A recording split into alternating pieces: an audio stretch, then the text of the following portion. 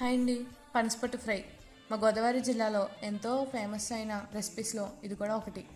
మరి మీరు ఏ ప్రాసెస్లో చేస్తారో కామెంట్ చేయండి. ఇప్పుడు ఎలా చేసుకోవాలో చూసేద్దాం. కుక్కర్లో 2 గ్లాస్ వాటర్ వేసి 1 స్పూన్ పసుపు, పనసపొట్టు వేసి మూత పెట్టుకుని 2 విజిల్స్ వచ్చే వరకు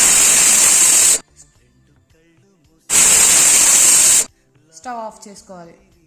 5 మినిట్స్ తర్వాత కుక్కర్లో ఉడికించుకున్న పొట్టుని తీసి ఒక కాటన్ క్లాత్లో వేసి వాటర్ లేకుండా బాగా పిండుకోండి. దాన్ని ఒక బౌల్లో వేసుకుని పక్కన పెట్టుకోండి. ఇప్పుడు మీకు సరిపడా చింతపండు తీసుకుని హాట్ వాటర్లో వేసి 10 మినిట్స్ నానబెట్టుకోండి. ఇప్పుడు ఒక మిక్సర్లో నానబెట్టిన చింతపండు వేసి బ్లెండ్ చేయండి.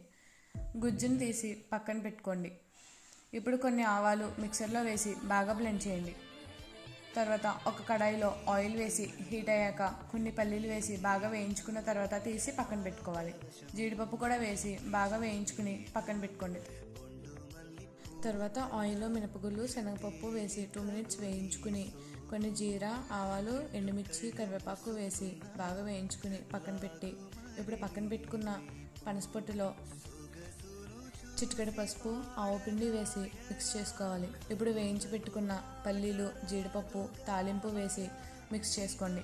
తర్వాత కడాయిలో కొంచెం ఆయిల్ వేసి పచ్చిమిర్చి వేసి పక్కన పెట్టుకున్న చింతపండు గుజ్జు తీసి బాగా దగ్గర పడే వరకు ఉంచి సరిపడా సాల్ట్ వేసి పక్కన పెట్టుకున్న పనసపొట్టు ఫ్రైలో వేసి బాగా మిక్స్ చేసుకుని లాస్ట్లో కొత్తిమీర వేసుకుంటే పనసపొట్టు ఫ్రై రెడీ.